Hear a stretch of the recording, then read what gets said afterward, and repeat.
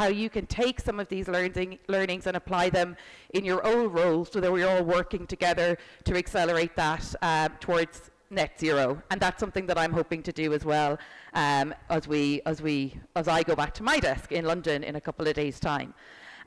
So before I introduce the panelists, or I'll start introducing the panelists, I should say. So firstly, I would like to ask to join me on stage His Excellency Michel Hidra, who is the Deputy Minister of Energy for the Netherlands. He serves as the Vice Minister for Climate Energy at the Ministry of Economic Affairs and Climate Policies. And throughout his time in the public sector, he has been instrumental in shaping policies and initiatives to promote sustainable development and energy security. Previously, he worked as at the Treasury General and Director of Foreign Affairs at the Dutch Treasury, and has previously worked at the Ministry of Finance, the Dutch Central Bank, and McKinsey & Co. So quite a varied and interesting CV. And also very interestingly, he holds a PhD degree, having written his dissertation on Darwin and the evolution of language. So I think Kenya is quite a suitable place to be when you have that expertise. Next up, I would like to invite Bent Jensen, who is CEO of Commercial Building Services for Grundfos. He has worked there for over 22 years and has had managerial positions within building services, global accounts, international project scales, marketing, and general management. And he currently holds the position of Group Executive Vice President and CEO, Commercial Building Services. So welcome to the stage, Bent. Next, I'm going to invite Astrid to join me. Astrid is from Danfoss. She has been in the Danfoss executive team since 2022, when she was appointed president for Danfoss Regions, after having joined the company the previous year. Prior to her role in Danfoss, she served at Eaton since 1989, where she held a number of positions, including President of Hydraulic Business EMEA and Chief Technology Officer for Hydraulics. In 2015, Astrid was nominated as one of the top 100 women honorees by the Manufacturing Institute in the United States. So welcome to the stage, Astrid. Next, we are going to invite on stage Iham Narcisse Khalifa, who is Director General of Energy Côte d'Ivoire. He was appointed Director General of Energy at the Ministry of Mines, Petroleum and Energy of Côte d'Ivoire quite recently in April 2024. He is an electrical engineer, having studied at the Felix Polytechnic Institute in Côte d'Ivoire and also the International School of Management in Paris. Prior to his appointments, he held a range of positions of management and had responsibility of the direction of mines and energy at the Ivorian Electric Utility Company, CIE. And last but not least, I would like to invite onto the stage Zoisa North-Bond, who is CEO of Octopus Energy Generation.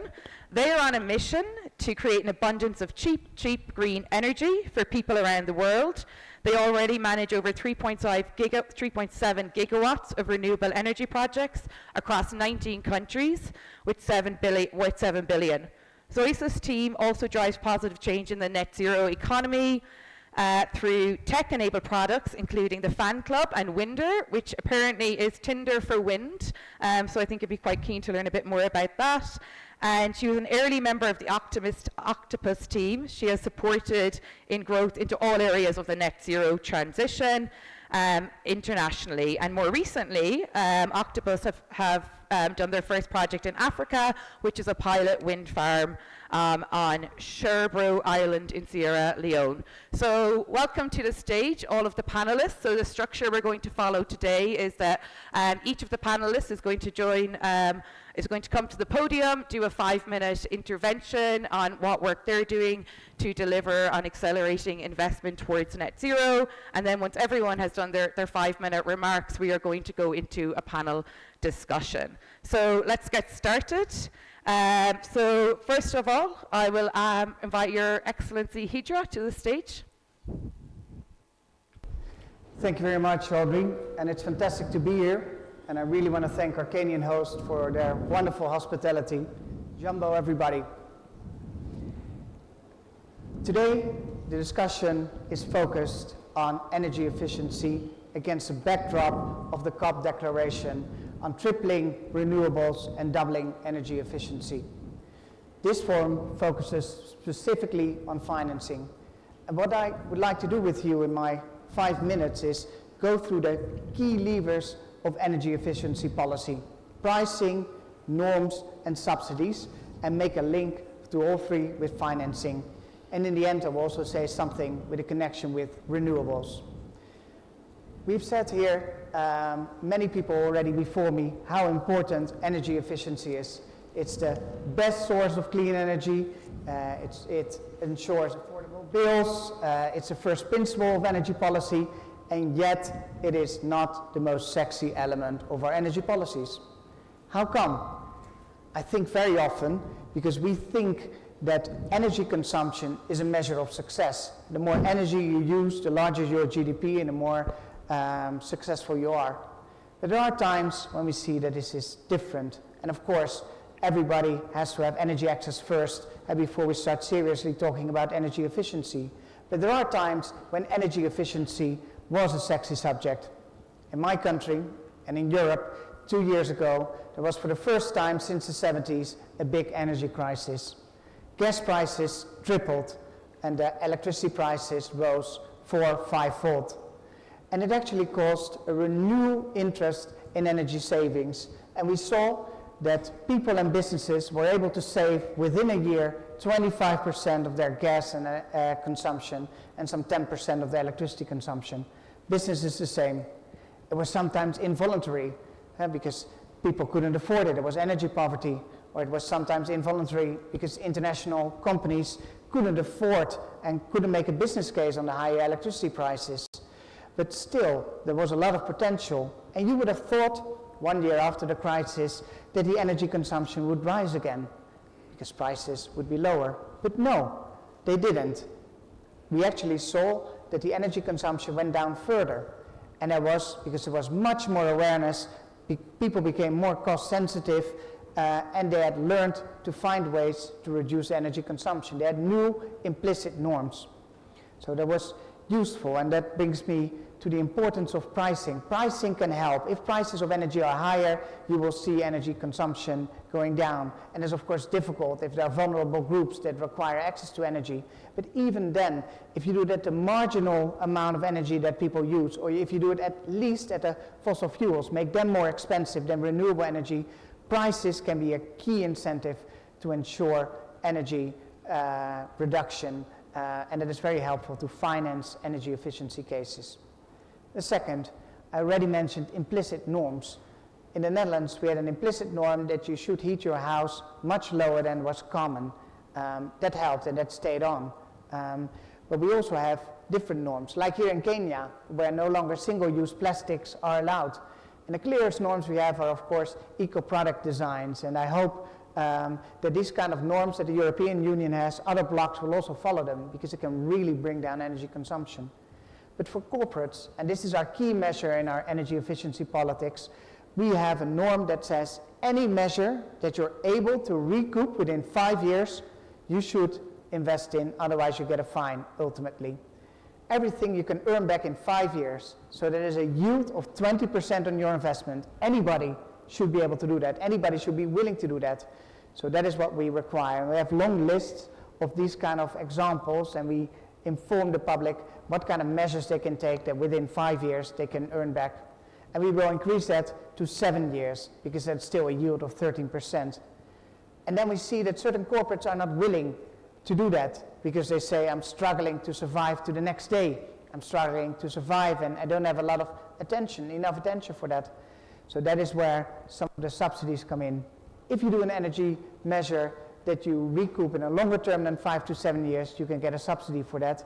And also the banks and financial institutions are helping, because they are pushing you. They do that to households. If your energy label is lower, they email you and say, hey, you can get a lower interest rate if you take these and these measures. They provide free energy scans. So this is the crucial role of subsidies. We do it for corporate, but it also, of course, holds true for our responsibility for the Global South, where we do invest in many of the energy projects.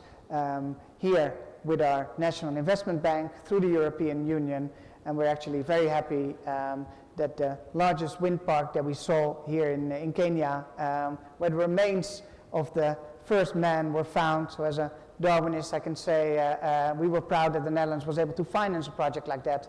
And we hope to finance many of these projects in the near future.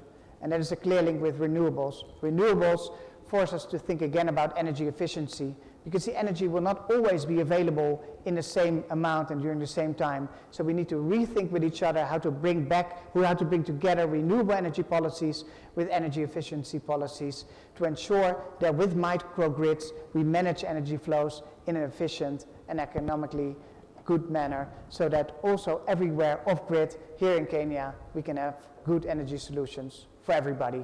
Thank you very much. Great.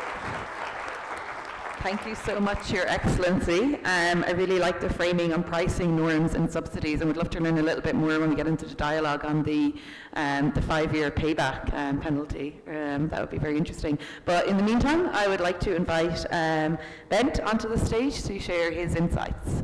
Thank you very much. And thank you very much for inviting me to this event to talk about how we can accelerate investments and actions towards net zero. So today I'd like us not just to talk about, but actually to inspire to action and on a critical issue, which is energy efficiency of buildings. The buildings and the construction sector together is by far the largest emitter of greenhouse gases globally, accounting for around 37% of the global emissions. This is a quite important reality that demands our immediate attention and focused attention. So I like to think of this in two areas: new builds and existing buildings. And for new builds, we expect to add 230 billion square meters of new floor area to the global building stock in order to accommodate for the largest wave of urban growth in the humanity. This is equivalent to adding the entire New York City to the world every month for the next 40 years. Technology is available for all this new build to build very efficiently, to build efficient buildings that do not consume too much energy. But the incentives and the legislation to ensure that that happens all the time is not in place. Technology is there, but the regulation to do it is not there. So despite the significance of new construction, this existing building stock we have dominate the use and the CO2 emissions. So by 2050, an astounding 98% of the buildings that stands here today will still be here. Many of these buildings house technology to drive the buildings that is more than 10, 20, 30 years old, and with the building themselves often being 30, 40 years old. The rate of upgrading this existing building stock is extremely slow. As an example, so imagine the progress we've made on the car industry, car technology in the last 10, 20, 30 years. Car produced 3 decades ago, they are far less energy efficient than those we produce today. The same principle applies in buildings. Outdated pumps, boilers, lighting, other installations are widely used, consuming significantly more energy as if you were driving a 30-year-old car. Consider the advancement in lighting. So industry innovations has led to the development of energy-efficient solutions, resulting in a ban of the old energy-consuming light bulbs in some parts of the world. Grundfos has, in similar ways, some years ago, collaborated with other industry partners to ensure that we started with a marking of products that in the end became legislation to say no more use of old energy inefficient products. So by 2013, we completely banned the use of energy consuming products or high energy consuming products, and we only have throughout Europe now the very high-end products which consume very, very little energy, a factor 60 to 4. But there are still a lot of these old circulators out there installed before 2013, so around 200 million older inefficient pumps are still installed globally. A lot of opportunity to go and address that particular energy consuming stock of products. And here lies our opportunity and our responsibility. So we can introduce and strengthen the legislation that mandates the replacement of outdated pumps, HVAC systems, with energy efficient solutions. This type of regulations has been seen as the one most efficient driver for first fuel for reducing the energy consumption of existing buildings. Energy audits offer a quick way for building owners to identify potential savings. So a chain or explain policy where owners must either upgrade their systems or justify why they haven't. Heard the Deputy Minister talk about something similar in Holland. These kind of legislations are what definitely moves the needle a lot on the energy consumption of existing buildings.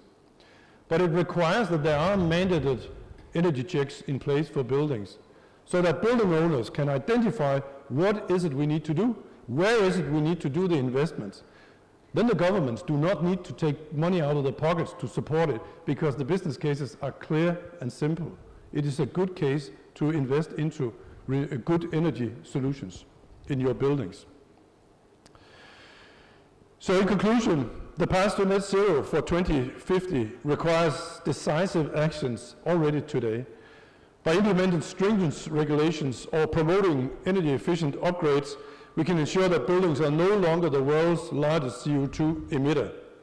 Let's seize the opportunity to drive the change, to inspire the action, and to safeguard our planet for future generations. But time is to act now. Let's together create a sustainable, energy efficient future. Thank you. Great.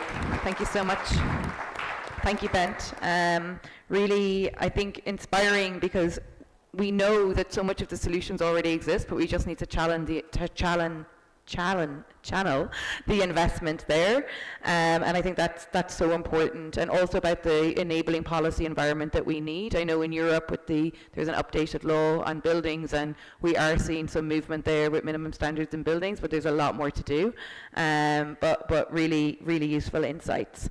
So I'm now going to invite Astrid to share her remarks. So Astrid, as a reminder, President of Danfoss Regions. Thank you very much. Distinguished guests, it is a privilege to be here. I so enjoyed our sessions. We had a start last night and also the session this morning. And on behalf of Danfoss, I do represent a global company with a very vast reach. The fact that we have this event on the African continent for the first time underlines the importance of energy efficiency. It's a need everywhere, and it's a need for everyone. And I don't want to belabor the point, but we don't want to be judged by future generation of our inaction. We want to be judged by the actions we take. So to me, energy efficiency, I'm an engineer, so I'm kind of a nerdy tech. And when I think energy efficiency, I always think about the gadget. Can we make it faster? Can we have more horsepower in it, etc.? But energy efficiency in the context of today is about the end-to-end, from the beginning to the end in a complete circularity. And to me, energy efficiency is really the cornerstone to the green transition. Without it, we won't get there, and the train has left the station. So I'd like to bring you back a little bit to 2 years ago. 2 years ago, the International Energy Agency had the 7th conference in Denmark, smaller country in Europe, and the conference was held very close to our headquarters at Danfoss, in a little community called Sonderborg. If you haven't heard about Sonderborg, it is the capital, the energy efficiency capital of the world. That's how it was declared. Needless to say, all Danes or Danfoss employees were super happy and excited and proud to be named. So it begs the question, why was Sonderborg named the energy efficiency of the world? It's a very simple fact. It is a small community that came together to try to unify around a purpose, a noble purpose, and that purpose was decarbonizing our entire community.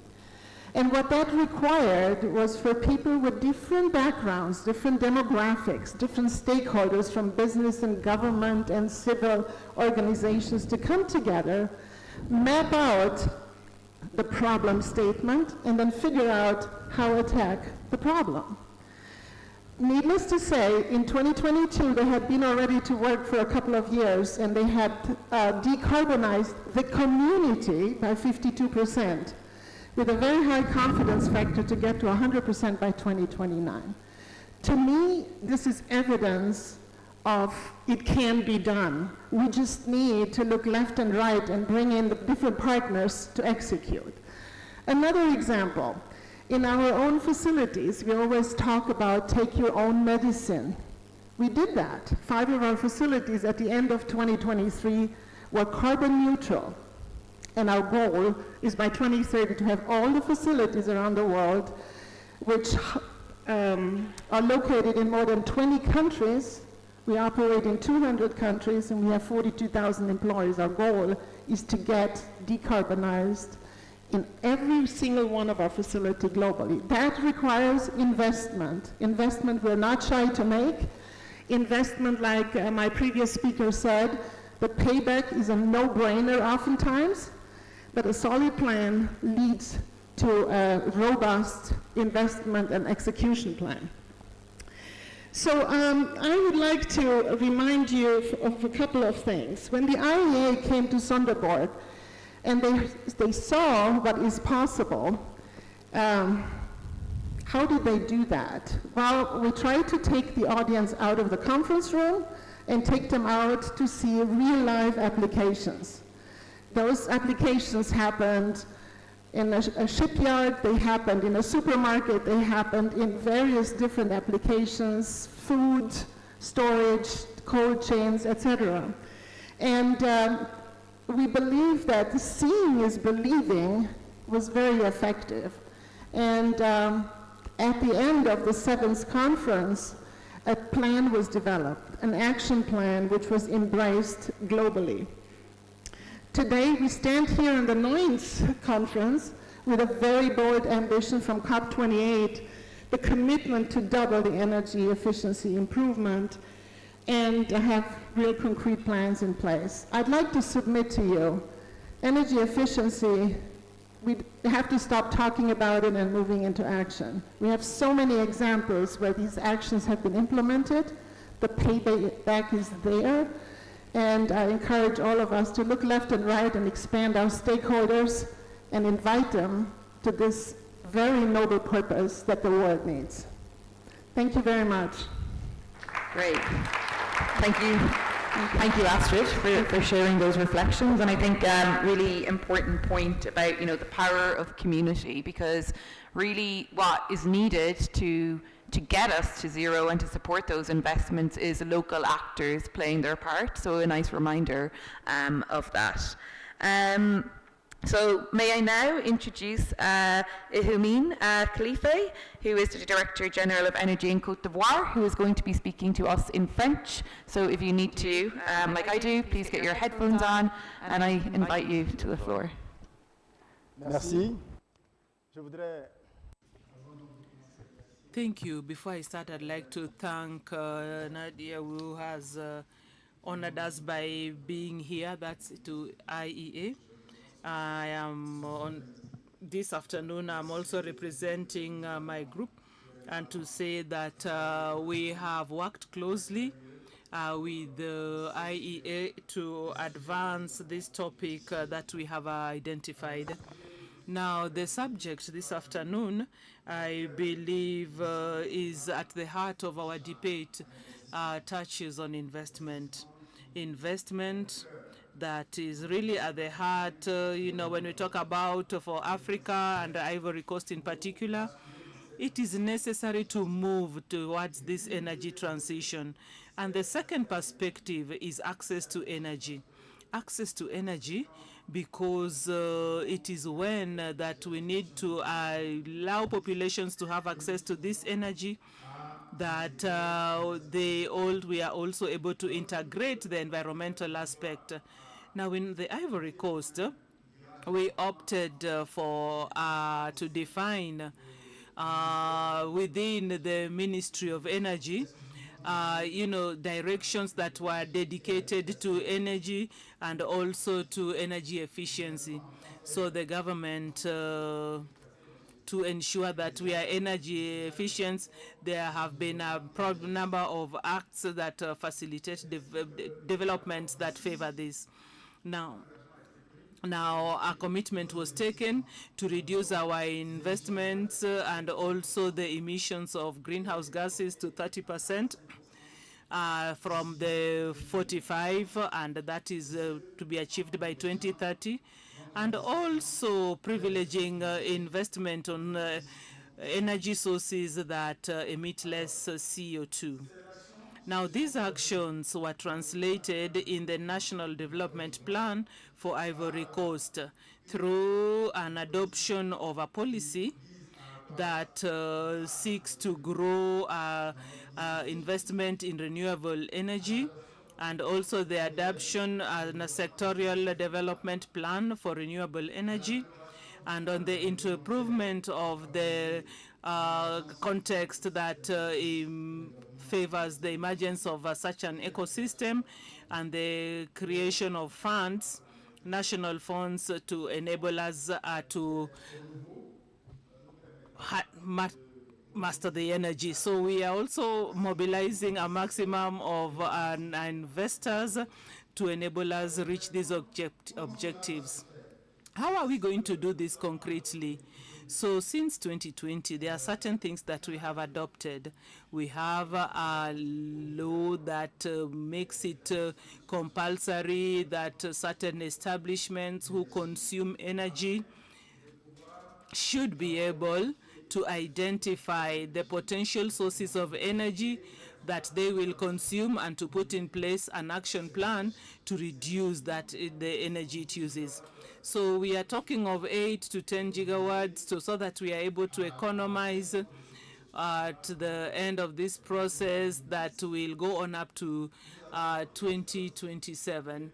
We also have a very important element, which is sensitization. Which is strong because for us to get to this energy efficiency, we must change behavior of the population and of our industrials and also our administration. So we have opted for sensitization in all the sectors. Now, according to that, we have also developed a fund which allows for the improvement of access to energy to the population, and this fund is called the PPT. This is the Electricity Program for All, which allows for as less than €2 to have access to clean energy. So we would say that traditionally populations would use fossil energies, especially for cooking, and also to allow their children to study. But when this fund has been availed, we have allowed the population to get clean energy. Now, this we are talking about $1 million for 120 for the next phase, which will now be collected from our utility fund that has been created, and also allows us to have these funds to finance this ambitious program.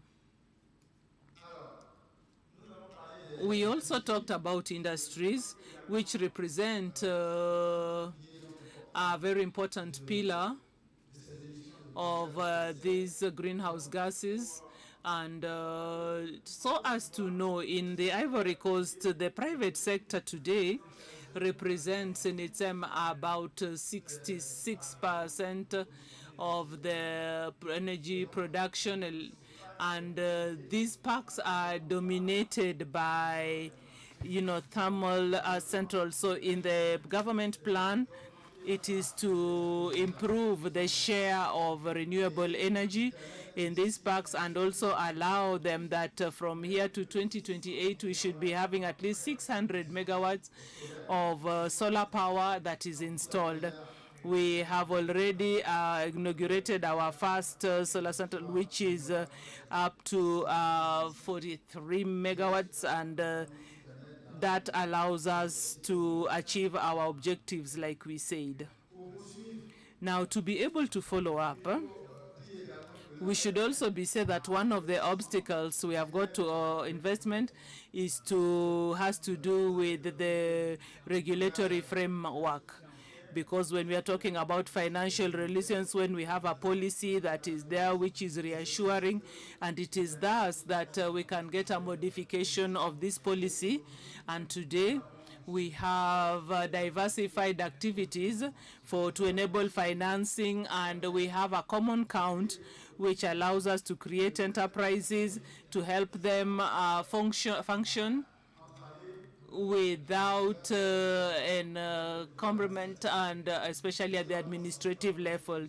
We have also favored auto production. So here we have people who consume electricity from fossil energies. They can all come up with their own production and also support this renewable energy project.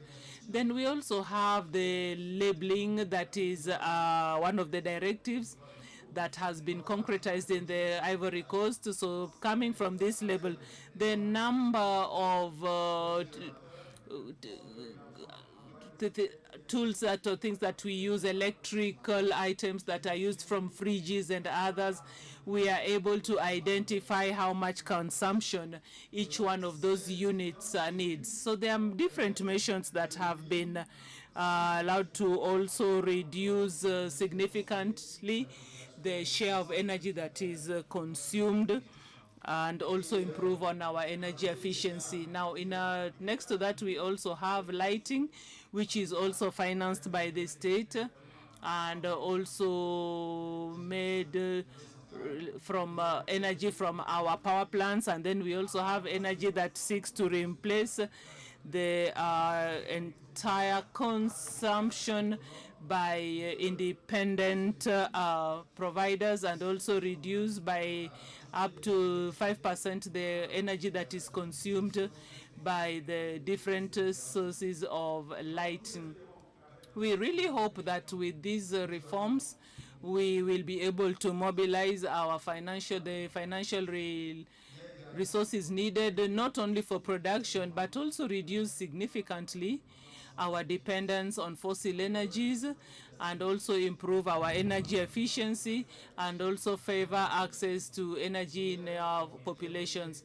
I'd like to end while thanking you for this occasion, that opportunity that you gave us. Thank you.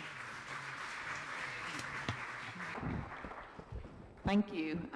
Wow, there is so much happening in Côte d'Ivoire, and really interesting that you ended that by saying that many of those policies have been put in place in the hope of revealing those finance flows. And also a nice reminder, I think, during your speech regarding the access to energy and how that is going to be such an important part, of the equity part when we're moving towards accelerating action towards net zero. So thank you very much.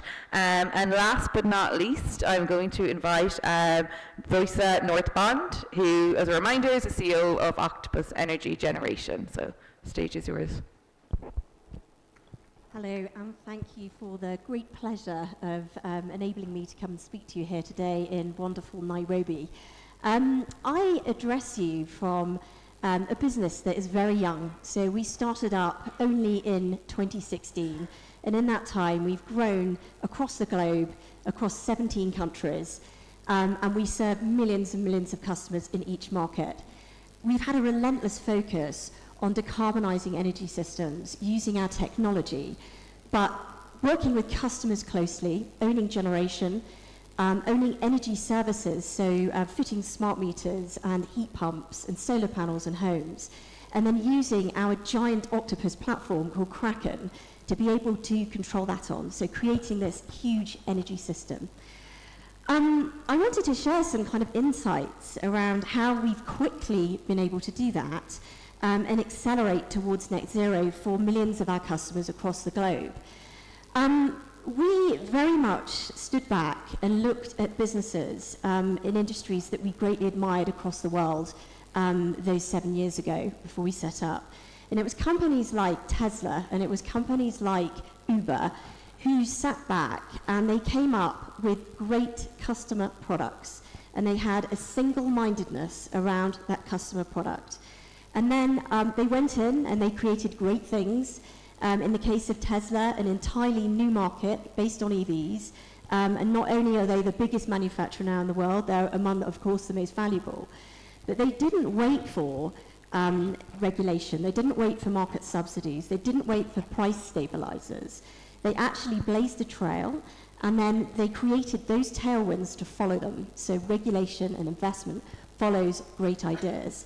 And that's something that we hugely believe in at Octopus.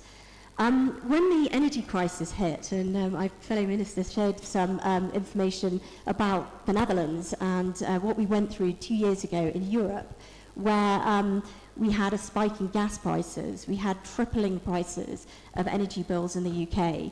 And actually, we stood back and thought again, what do we do in this situation? And for us, it was about energy efficiency. It was about creating better energy reliance, more reliable energy supply for our customers. And it was about creating energy security. It was about things that we could control within our own borders. And to do that, we just thought, well, it's simple. We need to electrify society as quickly as we possibly can. We need to wean ourselves away from sources of gas, like gas boilers in homes. And wherever we possibly can, we need to be focusing our innovation and our customer knowledge on products like heat pumps, which can drive efficiency in heating in homes. We need to be electrifying the transport system. We need to be getting EVs on the road through our leasing business, so that when the wind isn't blowing and the sun isn't shining, we can be using all those amazing batteries on driveways to be able to store energy and then create it back into the homes at times when we need it. So we'll do all of those things. And we came up with so many great products, but just a couple to kind of share with you, which did these very things. So they allowed regulation to follow, and then they allowed investment to follow. Now, the first of those is what we call the fan club. Now, this was all centered around bringing lower carbon energy onto the grid. And in the UK at that stage, what was missing was onshore wind because it had actually been banned due to a public perception issue that people didn't want turbines specifically in their back gardens because it would spoil the view. Now, during this time where energy prices were extremely high, we wanted to be able to look at some of our turbine fleet and think to ourselves, if we were a customer right now and we were living close by to that, what would we want to be able to deliver? And quite simply, it would be for using energy at times of the day when there's an abundance of green electrons flowing through the grid. We would use our technology to be able to send price signals into homes, to be able to supply that energy back to customers at as much as 50% off their energy bills. And that's because they're local, because the electrons are traveling shorter distances and you haven't got leakages on grids. It's because actually one of those, it should just be like that. If you live with a project and it's close by to you, the cheapest, greenest electron should be the closest. So we created the fan club, and unsurprisingly for those local homeowners from those projects, the tariffs were completely sold out within a day. Amazing to be able to bring that in the energy crisis. But it was then what it created, I think, that surprised us the most. And it was that communities started writing to us from all over the UK saying, if we can get 50% off our energy bill for living close by and for using energy in a grid-saving way, we'll have a wind turbine built in our back gardens. And to date, we've had 25,000 communities write to us wanting wind turbines building in this way. Of course, it was very difficult because the government had essentially banned wind turbine development in that way. So we started to try and find ways to inspire policy changes. And one of those was to collect the data from across the UK and Scotland and Wales as well, included in that, map out where people wanted wind turbines to show government that it didn't actually have a public perception issue if it meant that people directly benefit from what we're doing. And we created a map with landowner interest as well, with grid connection importantly, so where you could easily and quickly connect projects like this to the grid in under a year, because at the end of the day we were dealing with a national security issue with energy. And then we put this into a giant database, and we called it Tinder, or, well, it's, we called it Winder, so Tinder for wind. So this ability to matchmake data points of customers where people want wind turbines with where they're going to use it, and use that energy in the most efficient ways possible. And in speaking to government, there was a change in our regulation in September of last year where we can build wind turbines again in the UK, where people want it, and that's the important thing. So you have to show that people will use energy in the right ways to be able to do that. Secondly, during that energy crisis, we also thought, well, if you were buying a new home, a brand new home, and house building across the UK is something that needs to be delivered and needs to be delivered rapidly, what would new homeowners be looking for in this situation? And it would be certainty and guarantees on supply and pricing. And we started to look at actually fitting things like heat pumps along with solar panels in homes and smart meters.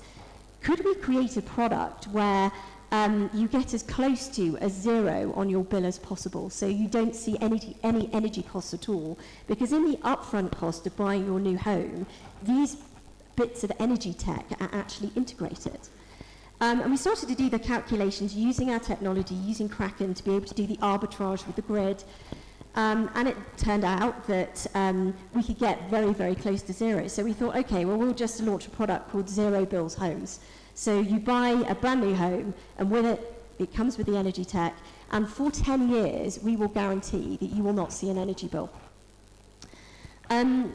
This is something that we've had to create in partnership, and I think partnership working is also so important when we look to securing further things like investment and the policy that backs up some of these ideas. So working in partnership with some of the UK's house builders.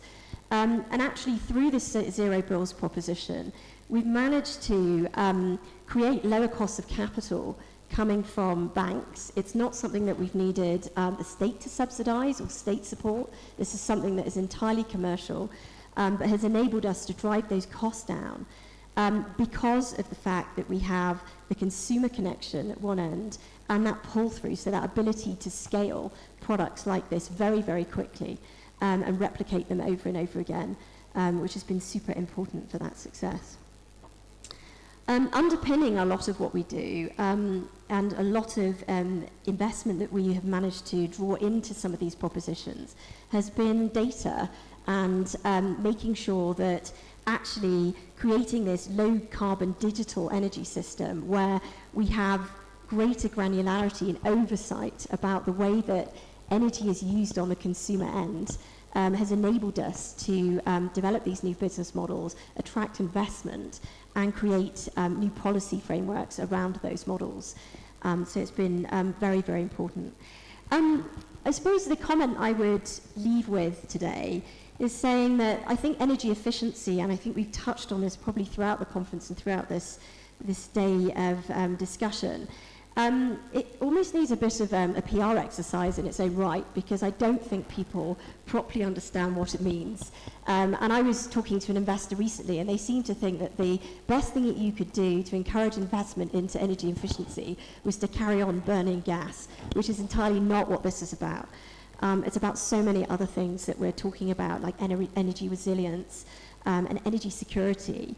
And I guess coming and standing in Nairobi from a continent where still 600 million people don't have access to electricity, the biggest thing that we need to build understanding in for this next generation of energy efficiency is making sure that people actually have energy access as a #1 priority.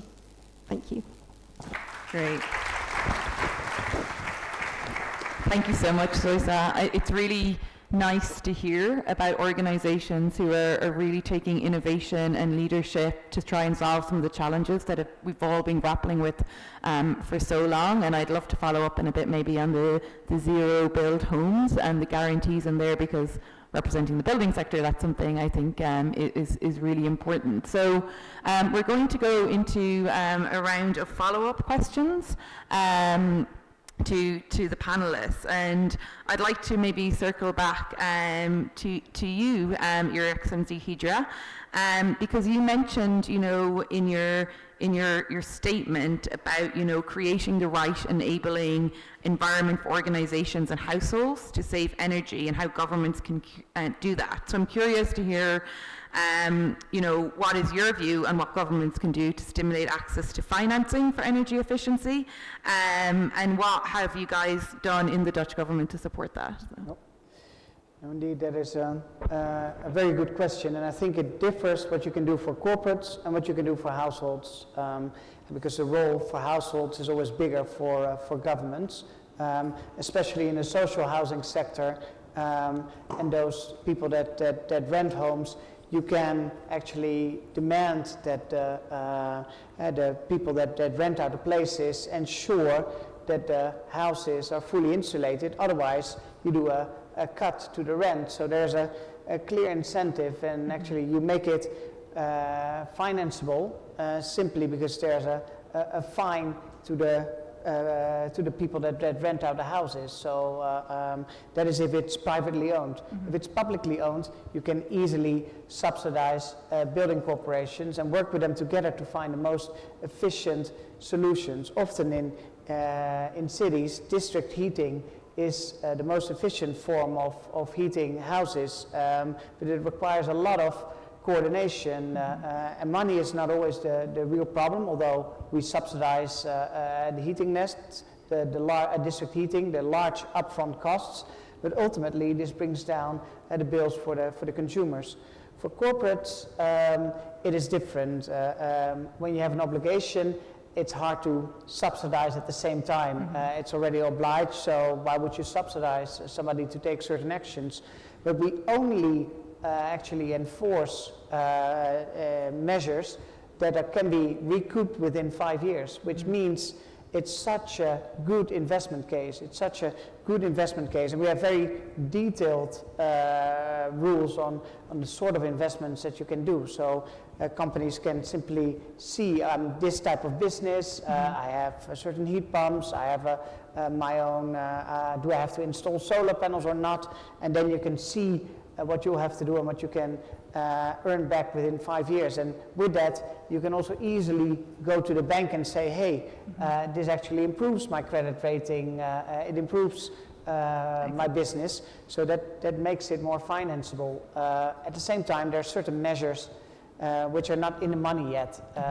It takes a longer time to get the money back, and then we provide subsidies. It's only up to a maximum of 5 or 7 years that you're obliged, and afterwards you get a subsidy, and that ensures we get continuous innovation, and the innovations of today are the things we will oblige people to do in the future. So this is how we do it, through a combination of subsidies, norms, and then get a positive innovation cycle spiraling upward. I like that, a positive innovation cycling upward.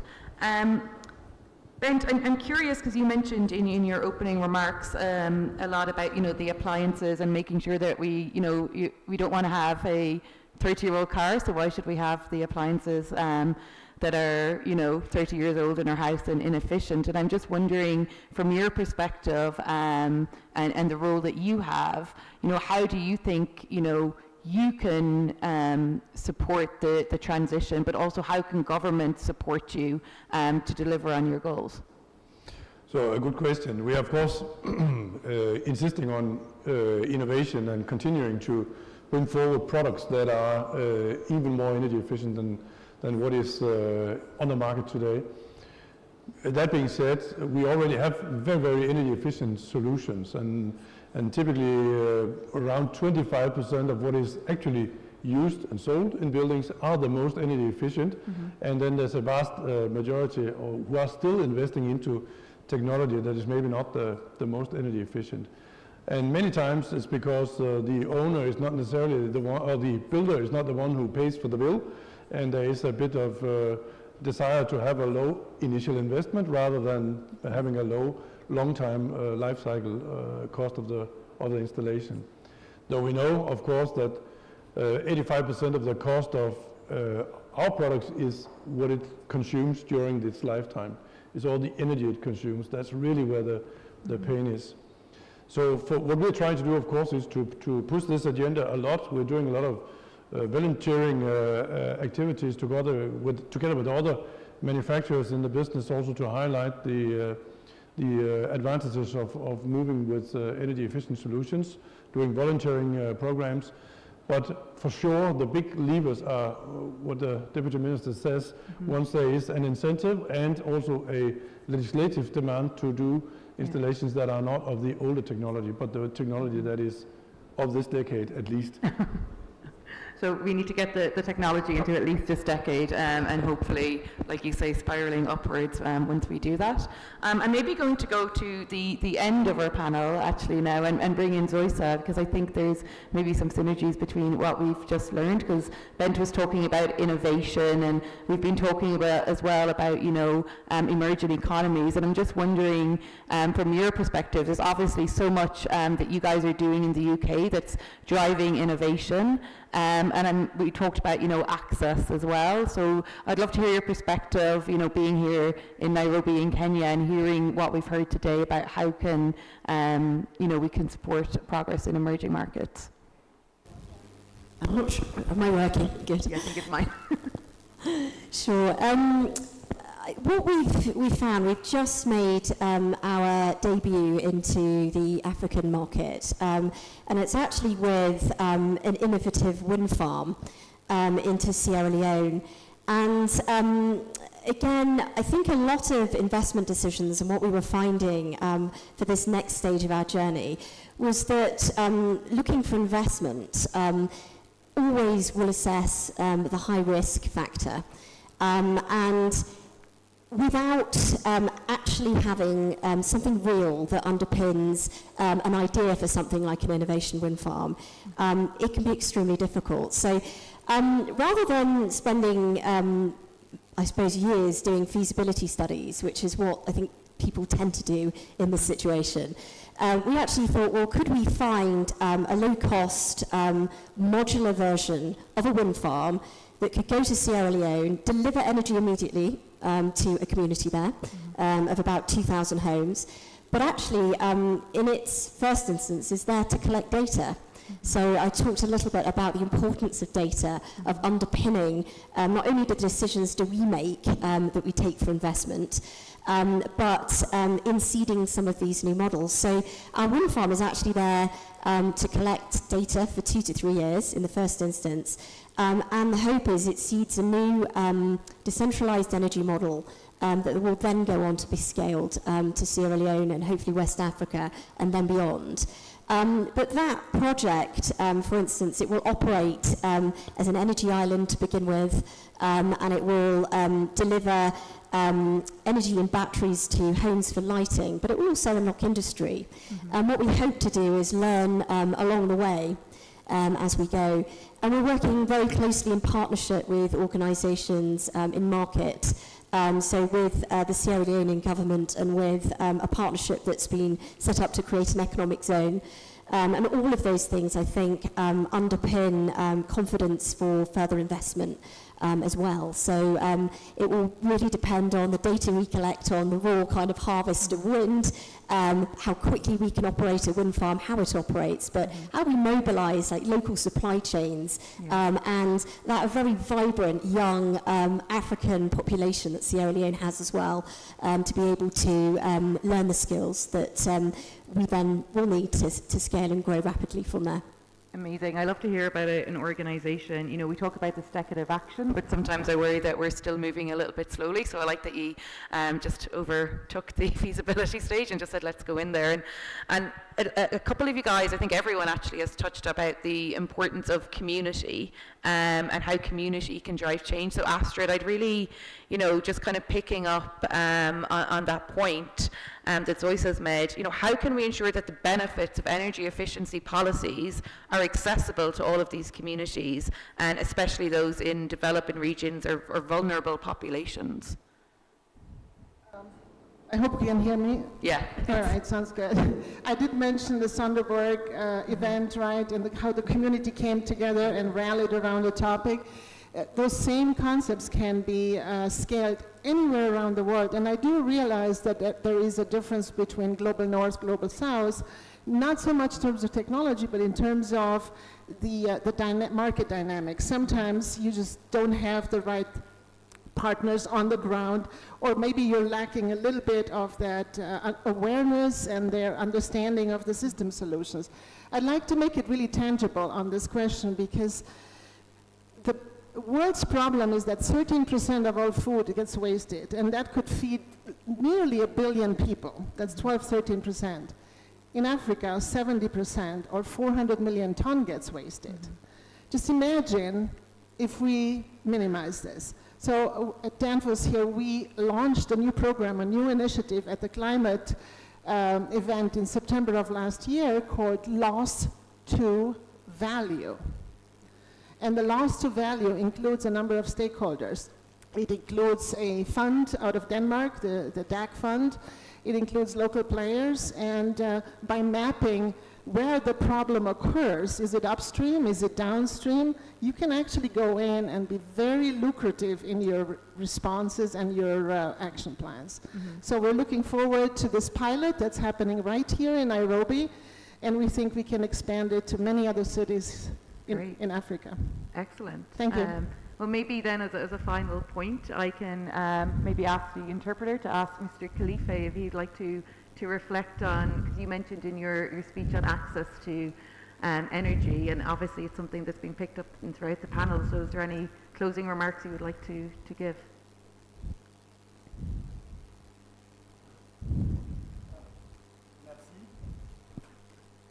Thank you. Oui, merci. Effectivement, donc... Indeed, it is a good question. And as I said it in my speech, the issue of access to energy is a major problem in many African countries. And today, most governments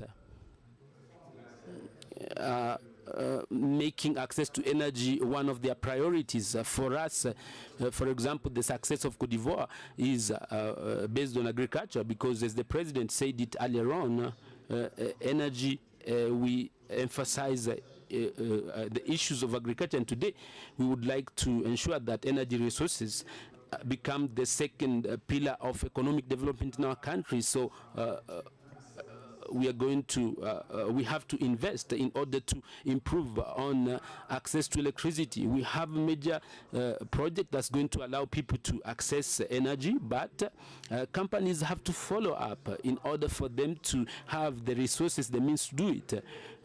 One of the challenges that we are facing is about funding with conditions that we are given from commercial banks, from funders, and that's what today the government in its policies is trying to look at this environment by coming up with a guarantee framework for supporting banks in order for them to fund local companies while facilitating access of external companies to our country to contribute to this issue of funding. I think that up to 2030, it is around more than 100 billion CFA francs that we have to mobilize, and the major of this investment is going to be done by the private sector. So we have to come up with the right regulatory and legal framework in order to facilitate access access to this investment and to allow private sector to implement. This issue is important. The technology solutions, technology, maybe measures to allow to incentivize these populations to reduce CO2 emissions, to consume little more, to reduce energy consumption while changing their behavior in order to have options which emit low carbon. And I think in this manner we're going to realize our objectives. Thank you. Fantastic closing. I know we're at time, so I'm just going to bring us to a close. I'd like to thank everyone, and I think for me the kind of key kind of takeaway is we have the solutions. We need a very strong regulatory and enabling environment with guarantees and incentives, and innovation can really help us get there, and we need to do that with the support of the community. So with that, I will close the panel and thank my panelists for their excellent contributions.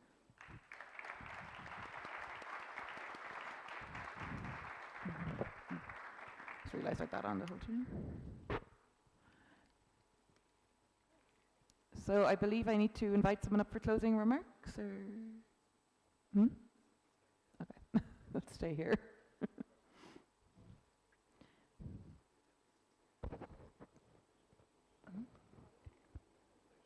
Okay, do you want me to stay? Oh, all of us, okay. I was wondering, let me start.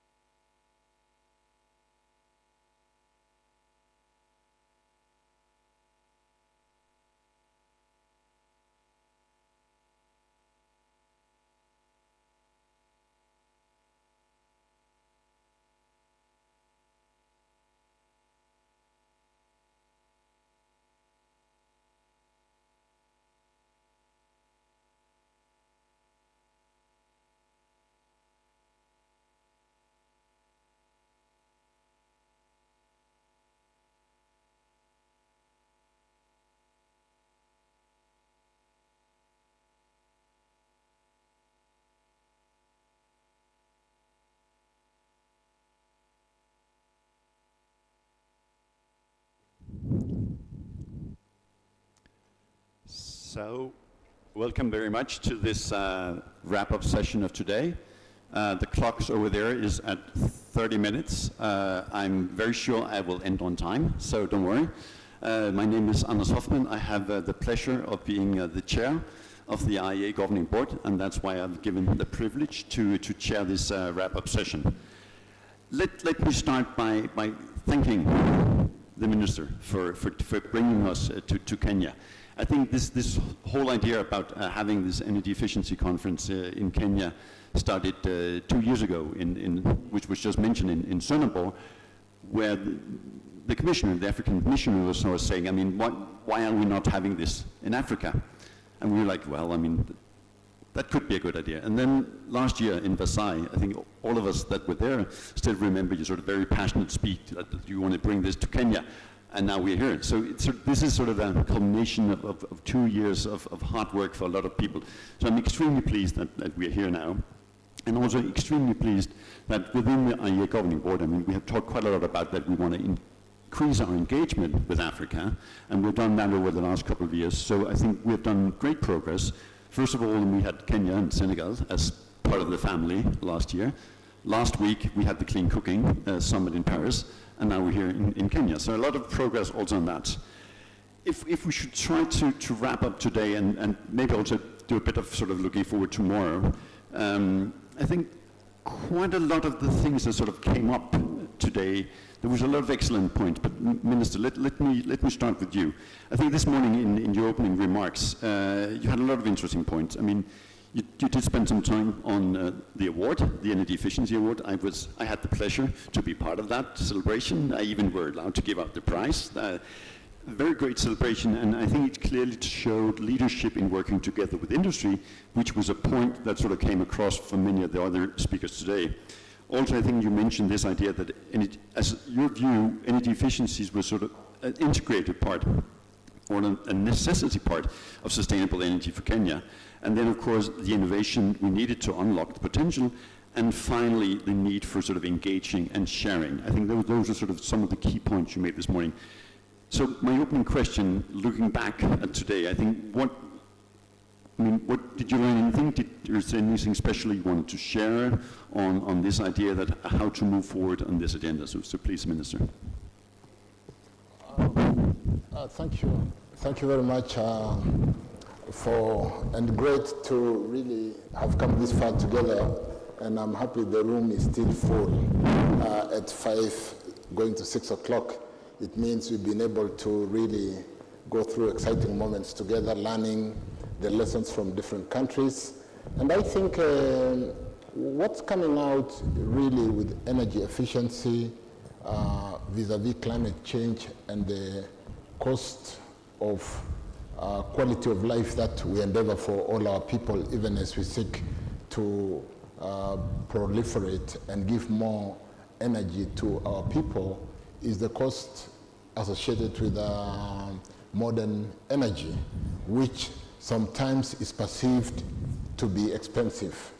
It is perceived to be the energy which belongs to people who have achieved certain status in society and who live within a certain bracket. But if we are able to demonstrate through energy efficiency programs that it could truly, and it is truly cheaper to use modern energy compared to cutting a forest, compared to burning charcoal, compared to the disease associated with indoor pollution when we are using firewood, and the associated social challenges that goes into secondary investment into the health sector to treat our people, a social responsibility which is borne by government, then we could actually move everybody into a better quality of life using modern energy, in electricity, in LPG, in bioethanol, and so on and so forth, that burns well, that we are able to prove that it can actually cost much, much less. And I think there's so much to be done in basically educating ourselves in conferences like this, but more importantly, how do you build systems which basically, like minister colleague of mine from Ghana, Prembe, was sharing over lunch, that they've built a system, an app into the mobile, and when you want to buy a device, you could actually go into your app and it will give you the information about the best appliance with the best energy efficiency design, and give you the map, take you to the location, show you the price, and so on and so forth. So there's so much that we need to do, take what we are doing here to the rural folks so that they can employ and appreciate that modern energy can actually be cheap, can be affordable, and much cheaper than the traditional ways we employ in clean cooking today, in powering our homes, if we adopt energy efficiency programs. We did also say that the cost of energy is expensive because of the things we don't talk much about because they are a bit technical in terms of transmission losses. We lose up to 20% of power from generation to market, and that power is paid for by the end user. We did talk to building generation systems that are venting at night because we don't have load, we don't have demand. And yet, because the investment must be amortized, somebody's paying for that through what you call capacity charge. So we are paying for power which is being vented, which is not being transported to market because we have not designed the systems well. So to me, and listening to most of the experts here outside plenary, in plenary, it looks like this energy efficiency topic, Brian, is big. It's not just about the efficiency we talk about literally. It cuts from transmission to generation, of course, to really ensuring that when it has finally arrived in your house, you are able to use energy efficiency devices that equally cut cost. And it looks to me like we can actually cut down costs on modern energy if we work on energy efficiency very well by up to 50%. Thank you. Thank you. Maybe I think I would like to get back to your point about sort of the idea that you, at some level you want to sort of reduce cost in order to make energy accessible. And on the other hand, we just heard, I think, in the last panel debate, you also have energy efficiency by increasing costs. So there's a dilemma there, but let's get back to that. Commissioner, I think... But let me touch on that before you... I don't know whether Commissioner Simpson is in the power space, but most of us in the power space, energy space, we plan energy on a framework called least cost power development. You match demand and supply. You don't generate a supply for which there is no demand because somebody will have to pay for it anyway. So sometimes the dilemma has been more of there is no demand because the supply, because you could supply, but there is no demand because it's expensive. So unless we bring down the cost and show proof that the cost of energy is truly not expensive, we can see demand ramping up. So the irony of supply-demand can be addressed through energy efficiency programs that can help us to socialize everybody and show that modern energy or even any other energy cost can be down and therefore it's affordable. Mm. Yeah, and maybe just to elaborate on that point, I think one of the key insights that we've also seen today, if you have the energy efficiency program targeted toward industry and they would reduce their demand, then the overall demand would go down and that would have an impact on cost and thereby getting to the point. Commissioner Simpson, in your sort of introduction this morning, I think you had a couple of points and just want to highlight some of them. I mean, I think you spent quite a lot of time on this access to capital, the need for financing all of these projects. Extremely important, but then you also mentioned, not a lot, but you also mentioned the need for having sort of energy efficiency ambassadors, that somebody needed to go out there and spread the messages. And maybe just to sort of compliment on your role, I think that's something you've been doing extremely well. Cernapol was mentioned. I'm pretty sure they still have the poster. I think you had a tweet where you were standing next to the ferry Ellen, which was electric, and pretty sure they still have that framed somewhere down in Cernapol. So this idea of spreading the message. Any special message that you want to spread based on today's discussion for the audience? First of all, I want to thank all the attendees who decided to dedicate their time and energy at this dedicated energy efficiency event, because since we agreed, well, more than 130 countries agreed at the margins of COP28 that we will double our energy efficiency gains, we know that now it's time to act. And it is clear that there are different solutions that will work best for different regions. So some solutions that will make sense, for example, in Europe, will not work as well here in Africa, and vice versa. And what I heard today was that many speakers mentioned affordability. And indeed, I do believe that energy efficiency is a solution to allow our citizens to address energy poverty and affordability. And not only in transport sector, where replacing imported fossil fuels with green electricity will allow access to more affordable prices. Also devices that will consume less if they are more efficient will over the mid-term bring lots of benefits to people and households. But most likely the most impactful sector is housing sector. It is even so in Europe, so 30% of our energy consumption building sector is responsible for that. I heard that in Kenya even more.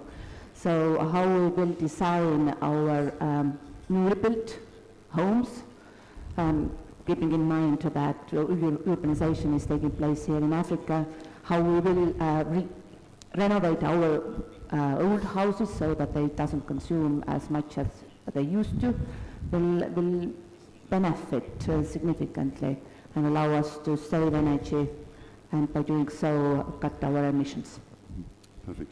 Thank you so much. Maybe now for my last panelist, you were not on stage this morning, but I think you have an excellent position in order to reflect on that. You're the Director General of Energy Efficiency, so I mean you actually have in Senegal, so you have a lot of sort of on-the-ground knowledge of how to actually implement some of these policies on the ground. So you will be speaking in French, just those of you who need translation. So any reflection on today's discussions? Merci beaucoup, Monsieur le Modérateur. Thank you very much, Mr. Moderator. First of all, I'd like to congratulate the government of Kenya for the leadership that we have witnessed when it comes to energy issues across the continent and the world. I'd also like to thank the organizers of this important conference, Inter-African Conference. I would also like to thank the International Energy Agency for having accepted to hold this meeting here. But when it comes to us, in particular Senegal, I'd like to also note the good collaboration between our state and the International Energy Agency, which allowed us to have a strategic document last year when it comes to our energy policy in Senegal. We talked about what we can do in order to double energy efficiency by 2030. Well, it is possible, but we have to take into consideration this important aspect of as I say it, energy, climate and development. I cannot stop coming back to this issue. Africa has its priorities today, and the main priority is universal access to electricity. So with this in mind, I think we are realizing that investments are going towards new renewable sources of energy, it is important to produce, but it is good to produce and to consume even better. And I think that we have to think in this manner across Africa in order for us to deal with the issue of funding energy efficiencies. For it to be a priority, it is good to produce energy, but energy efficiency requires that energy costs a bit low. So there has to be some trade-off between renewable energy sources. For example, for Senegal, I think we are at around 30% of renewable energies, and the government would like to make sure that this is 80% by 2030. But we also like to have better policies to fund these programs. The construction sector requires a lot of energy. It has been recognized. Africa is urbanizing very fast, and there are new buildings everywhere. But when it comes to this, there is a problem, because the dimension of energy efficiency should be done from the design of buildings. Sometimes we say, like, we think that we want to do something good, and we do not think about climate issues in Africa. And excuse me of this term, we copy paste something that's working elsewhere, and it's not compatible with Africa. And so it is true that it would be very, very important for this aspect to be this issue of energy efficiency to be taken into consideration for design of buildings. It is at all levels of construction, during the design phase, during the implementation stage, and also during the use and maintenance of these buildings, which means that today we are going to realize that there are buildings that are costing a lot of money, but energy consumption goes beyond even the cost of the building in the long run. And I think that this requires a lot of collaboration in order for us to consider these aspects. When it comes to clean cooking energy, I'd like to join, and I'm really happy to hear the position of the International Energy Agency and during the meeting that took place in Paris this month. And I think that we have to do strong advocacy in order for this objective of ensuring that we have clean cooking energy by 2030, because beyond even issues to do with development, there are also issues to do with health for women and children in Africa who are spending a lot of time looking for traditional biomass in order to cook, but these are the main victims, the first victims who are being exposed to greenhouse gas emissions during this process of cooking. I think that Africa has to think based on this issue, because we are talking about cooking energy, and the main problem is in Africa. And if I take the case of Senegal, I'm going to say that with the recent discovery of new sources of gases, we are going to have a huge network for distributing this gas in order for the rural sector to stop using traditional biomass. But this does not exclude the efforts that we are doing in terms of renewable energy, especially the promotion of biogas, domestic biogas, and also semi-industrial biogas. And last month we did semi-industrial biogas unit in Senegal, and this is a pilot phase. We are trying to see how we can scale up this to have something that's industrial. I'm going to stop by talking about something that's very important: funding of energy efficiency today. Beyond what is expected in terms of funding from donors, it would be important for us today in Africa to develop the concept of ESCO funding, and this is a concept that can allow us to mobilize very fast funding for energy efficiency projects. In Senegal, we are already experimenting with this, and we are almost finalizing the issue of coming up with a super EXCO, and we are working in partnership with the African Development Bank, and I think this is an initiative that is well supported, and this is going to allow us to accelerate access to funding for energy efficiency programs, which up to now are a little bit inundated by funding for capacity, production capacity. For example, in Senegal, and even if this is renewable, this is what I wanted to share with you as remarks following discussions today. But also, I'd like to launch an appeal for us to also have a good monitoring of our action plans. It is true. Tomorrow we are going to have the possibility to talk about the Nairobi action plan, but these action plans must be when it comes to Africa, they should be taken to the Commission of the Africa Union, and even Africa, and even in our sub-regions, they have to be monitored in order for us to achieve the objectives that we have for these action plans. Thank you. A lot of excellent points. Maybe just pick up on one of them, and then we'll get back to one of the other ones.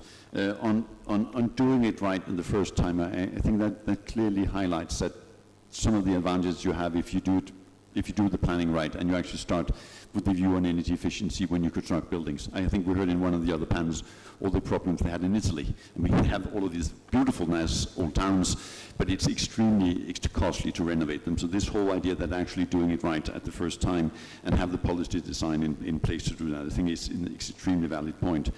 Maybe just on one more round for each of you, and looking towards tomorrow. I mean, tomorrow we'll have sort of almost a doubling of sessions, so we will have a ministerial debate, and we will have an industry-government dialogue.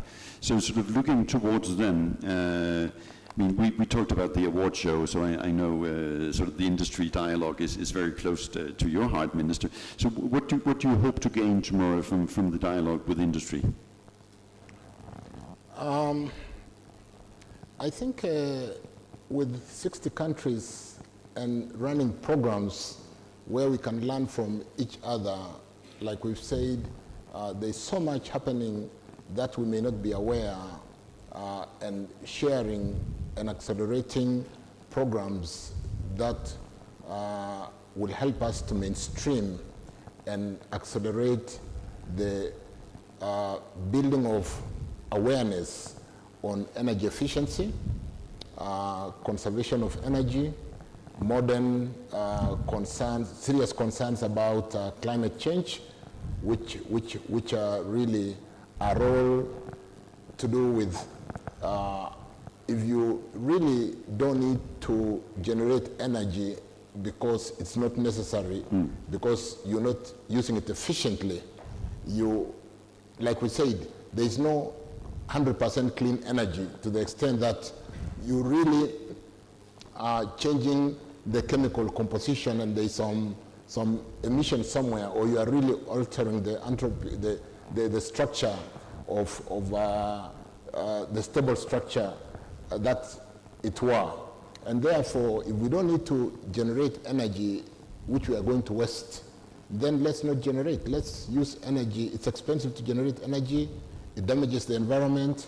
And therefore, let's mainstream and ensure that we all understand what we're doing from one country to another, what we're doing in the different 60 countries from outside the continent, the lessons we can learn, how do we accelerate sharing of knowledge, mainstreaming to ensure that everybody understands that if we're able to run effective energy efficiency programs like we did see yesterday, in a way that the industry in Kenya passionately compete to ensure that they cut costs, they make themselves more competitive, but more importantly, they win an award because they are doing it better than anybody else.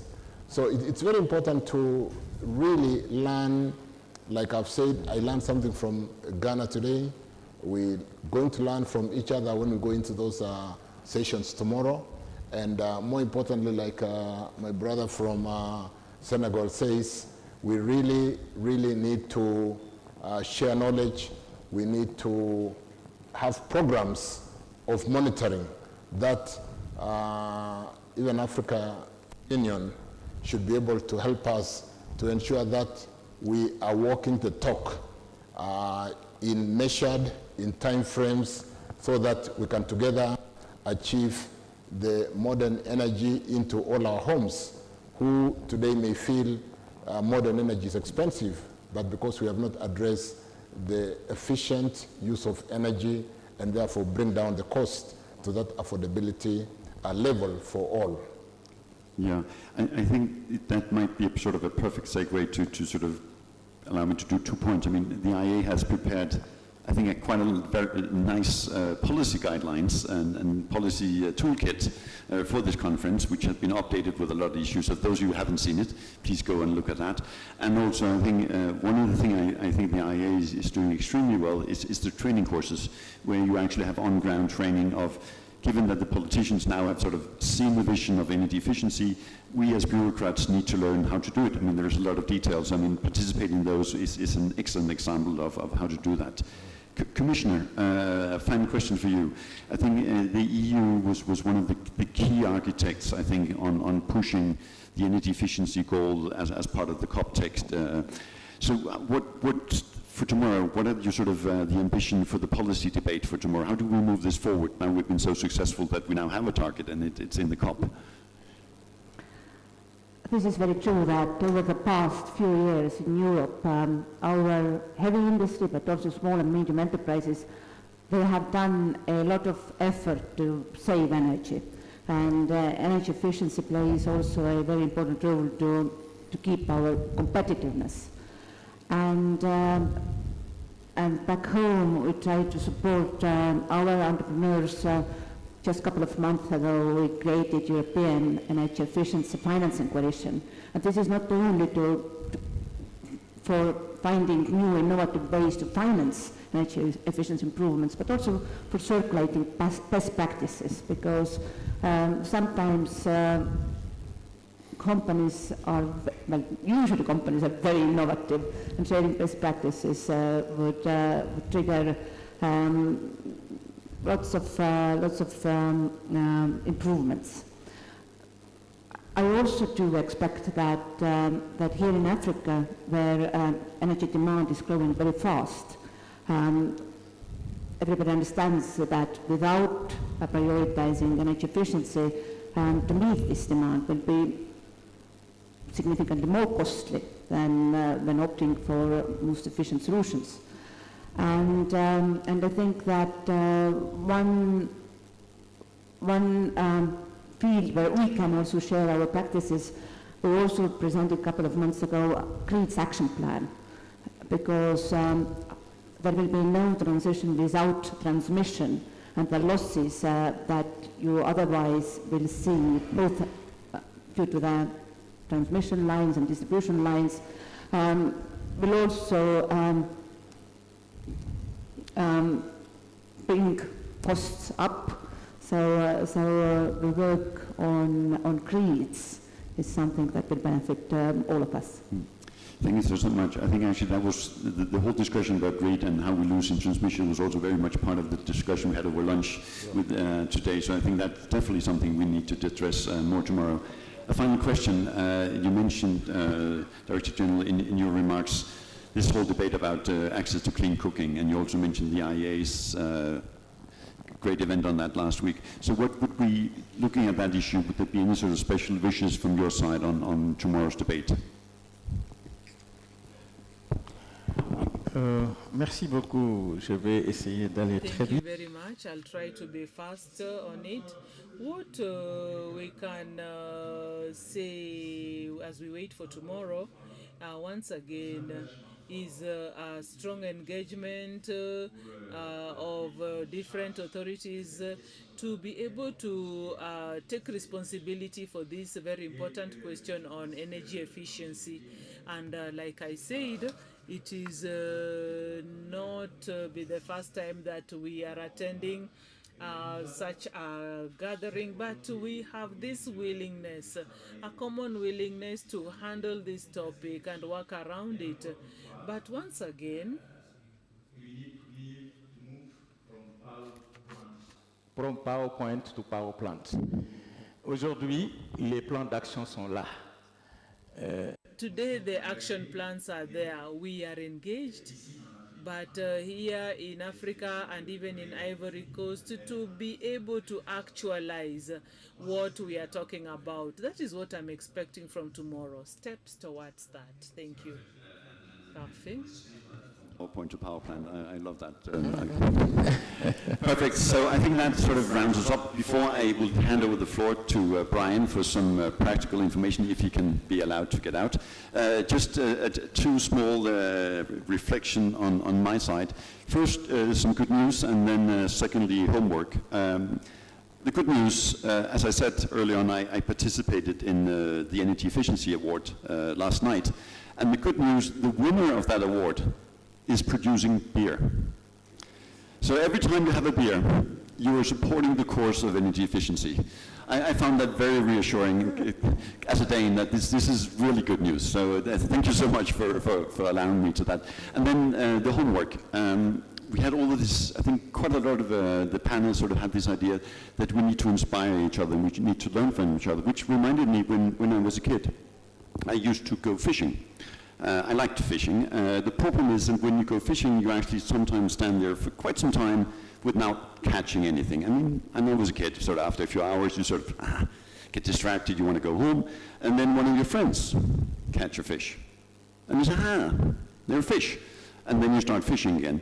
So this whole point that if somebody else catches a fish, that's almost as good as you do it.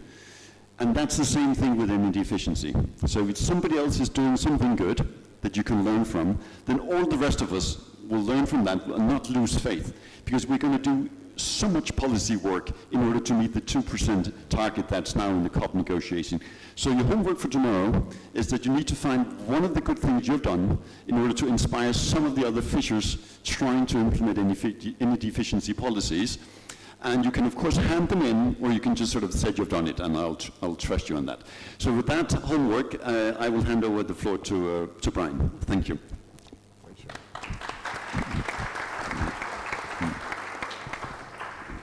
Thank you very much, Anders. Thank you for chairing that excellent panel and for all of your support for the IEA's work, particularly on energy efficiency. Minister Churchill, you've been a fantastic, warm, generous host today. We very much appreciate it. Commissioner Simpson, thank you for all your leadership, and Monsieur le Directeur General Diop, merci beaucoup à vous aussi, merci bien. It's been a great pleasure to have you here all day. We really appreciate you spending the time with us. I hope you benefited from it. We will be back tomorrow. We have a number of thematic sessions that you're welcome to join, but I particularly want to warmly invite you to come early before 9 o'clock, because at 9 o'clock here on the stage we have the very special privilege of a formal opening by the Deputy President of Kenya, along with Minister Churchill and the Executive Director of the IEA, Dr. Baral. So please do come in time for that session at 9 o'clock, and then we will break into the various thematic sessions for the rest of the day, and you're all very welcome to join us for those various sessions. We look forward to hearing as much wisdom and knowledge and experience and enthusiasm for energy efficiency tomorrow as we did today. You're also welcome, but not obliged, to talk energy efficiency over dinner tonight, so you're all warmly invited to join us for a gala dinner, which is just a few-minute walk from here. My colleagues will guide you.